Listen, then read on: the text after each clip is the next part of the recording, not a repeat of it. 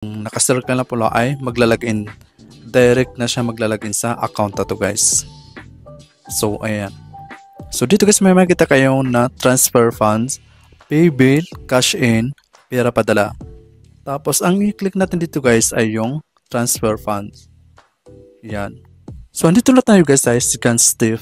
So ngayon ang ilalagay natin dito ay yung bank name, tapos yung account number, tapos yung account name, din yung amount. Tapos dito sa baba guys yung purpose at saka remarks is optional na guys. So lahat mo natin i-ano yan guys. So sa akin guys ay sa ano ako magpapadala sa account ko sa BPI. So ilalagay ko dito yung BPI bank. Basta guys, lagi nyo na lang tandaan kung ano yung hinihingi nila dito ay yun lang po ang ilalagay natin dito. Katulad na bank name, account number, tapos account name, tapos yung amount. Pero mag-ingat po kayo dito guys sa bank name at saka yung account name. Kasi minsan dito nagkakamali yung paglagay natin dito. Minsan yung account name ay nailalagay natin sa bank name. So, lagi po natin i-check ng maayos yung mga details na ilalagay natin dito guys. O nga pala guys, maraming salamat sa inyong support ha. Na-appreciate ko yung mga comment sa baba, yung mga suggestion, yung mga question nyo guys. So maraming salamat po sa inyong lahat guys.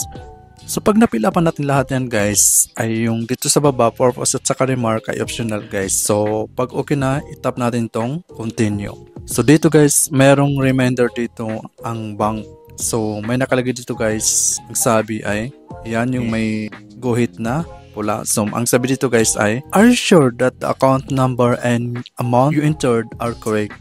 Confirm transaction will not be refund. So kailangan guys, siguraduhin natin yung account number at saka yung amount ay ilalagay natin dito kung tama ba bago natin i-confirm kasi hindi daw ito pwedeng i-refund. So pag okay na guys, ay check natin itong box sa gilid, yung pula, to confirm the transaction details.